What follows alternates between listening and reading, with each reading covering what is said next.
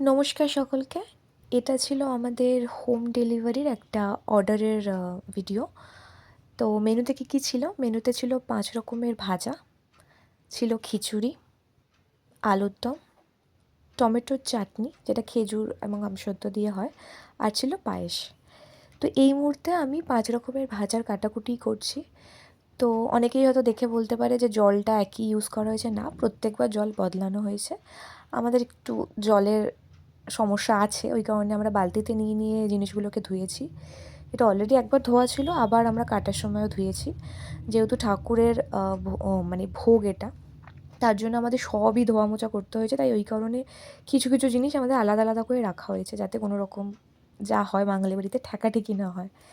তো এই মুহূর্তে পটল আর বেগুন, ঢ্যাঁড়স এইগুলো আমি কাটতে পারি, তো এইগুলো আমি কেটে নিয়েছি। এরপরে যেগুলো আছে যেমন আলু আর কুমড়ো, এইগুলো আমি অ্যাকচুয়ালি বটি দিয়ে কাটতে পারি না, আমি ছুরি দিয়ে কাটাকাটি করা মানুষ। তো যতটা পেরেছি আমি করেছি। তো এখন যে হাতটা দেখতে পাচ্ছ সেটা আমার, পরে মায়ের হাত দেখতে পাবে। তো আমাদের এই হোম ডেলিভারি পেজটার নাম হচ্ছে হোয়াটস নেক্সট ক্যাটারিং। এটা একদম নতুন একটা পেজ, আমরা বেহালা থেকে অপারেট করি। খুব কম আমাদের এখনও পর্যন্ত কাস্টমার আছে, আর নতুনভাবে শুরু করছে। এটা আমারই আইডিয়া ছিল। আমার মায়ের অনেক দিন ধরে ইচ্ছে ছিল যে একটা এরকম কিছু করা হোক। অবভিয়াসলি আমাদের রিসোর্সের অভাব আছে, লজিস্টিকের অভাব আছে, এই কারণে আমরা অনেকবার ভেবেও করতে পারিনি। কিন্তু হঠাৎ করেই ধরতে গেলে শুরু হয়ে গেল, আর এরপরে অনেক বন্ধুরা এসে আমাকে অর্ডার দিয়েছে। তার জন্য অনেক অনেক ধন্যবাদ সবাইকে। যে কজন ফেসবুকের বন্ধুরা আমাকে জানতে চেয়েছে বা খবর নেয় যে বিজনেসটা কেমন চলছে, কীরকম কী হচ্ছে, আমার সত্যি জেনুইনলি ভালো লাগে যে তারা অ্যাকচুয়ালি চায় যে আমরা সবাই মিলে একসাথে কাজবাজ করি, বা যতটা পারে আমাকে হেল্প করে। এইভাবে অর্ডার আসাটাও একটা হেল্পই আমি বলি। আর মায়ের ভোগ যখন, সেটা পাওয়া আমি মনে করি খুবই লাকি, আমি তাই পেয়েছি। তো সেটাকে যতটা সম্ভব আমরা ভালোভাবে নিখুঁতভাবে করার চেষ্টা করেছি। এগুলো যাই দেখছো সব ধোয়া মোছার পরে, তাই একটু অদ্ভুত লাগছে যে আমরা আলাদা জায়গায় কাটছি সবজি, বা কোথায় কীভাবে রাখছে। তার কারণ এটাই, আমাদের বাঙালি বাড়িতে তো অনেক কিছুই জানোই, ঠেকাঠেকির একটা ভয় থাকে, তাই একটু আলাদা আলাদা করে করতে হয়। তো যাই হোক, এবারে পায়েসটা বসানো হচ্ছে। পায়েসটা অ্যাকচুয়ালি আমি আর মা দুজন মিলেই করেছি। তো পায়েসটা প্রথমে দুধটাকে ভালোভাবে ফুটিয়ে নেওয়া হয়েছে। তারপরে আমরা এর মধ্যে যেটা ধুয়ে রাখা গোবিন্দভোগ চাল, সেটাকে অ্যাড করেছি। ইন দ্য মিন টাইম আমি কী করেছি, আমি এই সব ধরনের সবজি, অ্যাকচুয়ালি আমার মায়ের আইডিয়া ছিল, সব ধরনের সবজিকে একসাথে নুন হলুদ দিয়ে ভালো করে ম্যারিনেট করে দিয়েছি, যাতে আমাদের ভাজার সময় সুবিধা হয়। তো সব ধরনের ভালোভাবে ম্যারিনেট করে রেখে আমি আলুটা ভেজে দিয়েছি, এবং তার সাথে পাশে পায়েসটা চলছিল। তো আলু ভাজা হয়ে যাওয়ার পর সম্ভবত আমরা পটল ভেজেছিলাম, আর অবভিয়াসলি এর মধ্যে পায়েসের মধ্যে একটু পড়ে গেছে তেজপাতা। আর মা টমেটো কাটছিল চাটনি, আলুর দম আর খিচুড়ির জন্য। এরপরে ঘি আর বাতাসা পড়লো পায়েসে। তার সাথে সাথে পাশে আমাদের চলছে এই ধরনের পটল ভাজা, তারপরে ঢ্যাঁড়স ভাজা, কুমড়ো ভাজা এবং আলু ভাজা একসাথে সাথে এগুলো হয়েছে। এবার পায়েসটা প্রায় হয়ে গেছে, তাই ওপরে আমরা কাজু কিশমিশটা দিয়ে দিয়েছি। এরপরে আলুর দমের জন্য নুন আর হলুদ দিয়ে একটা ছোট্ট, মানে প্রপার সিটি দেওয়া যাবে না, তাহলে আলু গলে যায়। জাস্ট যখন একটা আওয়াজ হবে তখন সঙ্গে সঙ্গে বন্ধ করে দিতে হয়। আর ইতিমধ্যে দেখো আমার সব ধরনের ভাজা কমপ্লিট হয়ে গেছে। মোটামুটি আমার দিকের কাজটা অনেকটা কমপ্লিট হয়ে গেছে। শুধু বাকি আমার করা, সেটা হচ্ছে টমেটোর চাটনি।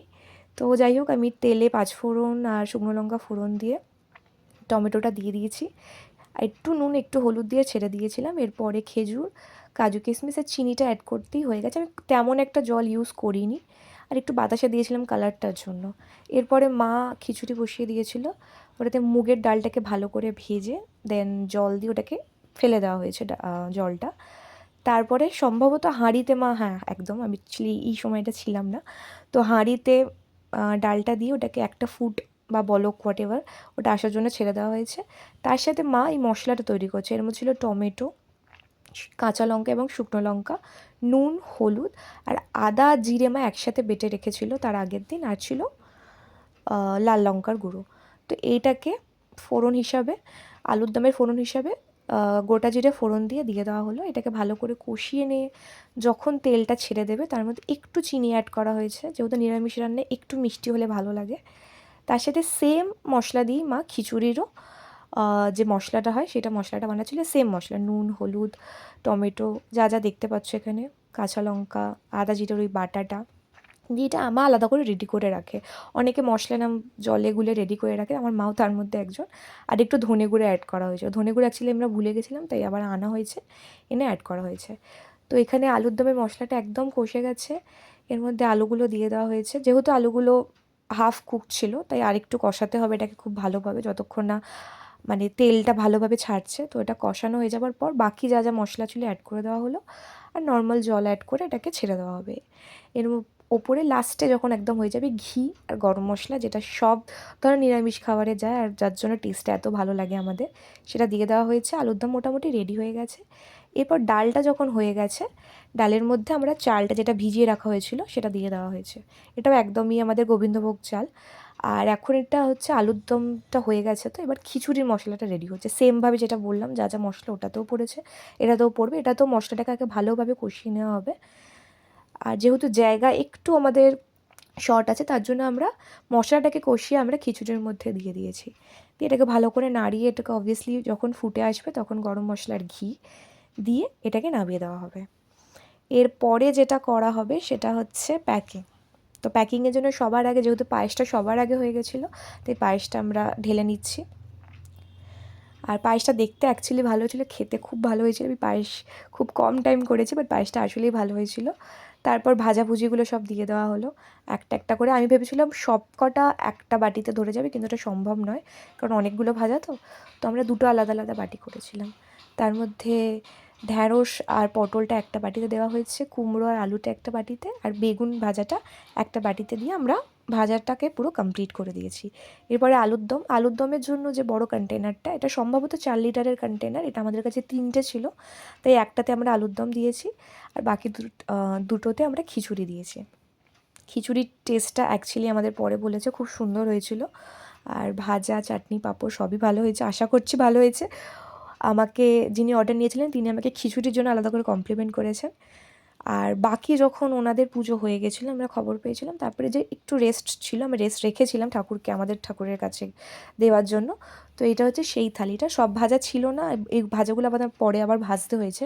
তো এই কটাই আমাদের কাছে সবজি অ্যাভেলেবেল ছিল বলে আমি একটা থালি তৈরি করে আপনাদের দেখাচ্ছি, যাতে পুরো থালিটা কেমন দেখতে হয়েছে আপনারা বুঝতে পারেন। তো এখানে 4টে ভাজা আপনি দেখতে পাচ্ছেন, আর ছিল খিচুড়ি, আর ছিল আলুর দম। এই আলুর দমটা অ্যাকচুয়ালি এইটুকুই বেঁচেছিলো, আমরা ওই পুরো বাটিটা ধরে বসিয়ে দিয়েছি। আর ছিল অল্প একটু চাটনি, খুব অল্প, আর ছিল পায়েস। পায়েসটাও সম্ভবত আমাদের পরে আবার করতে হয়েছে, কিন্তু খিচুড়ি, আলুর দম এগুলো করতে হয়নি, বাকি সবই মোটামুটি করতে হয়েছে। এটা ছিল আমাদের ঠাকুরকে দেওয়া থালি। আর যদি ভালো লাগে তাহলে একবার জানাবে। বেহালার মধ্যে কেউ হোম ডেলিভারির খাবার নিতে চান তাহলে নিচে দেওয়া নাম্বারে কন্ট্যাক্ট করবেন। আপাতত থ্যাংক ইউ, বাই।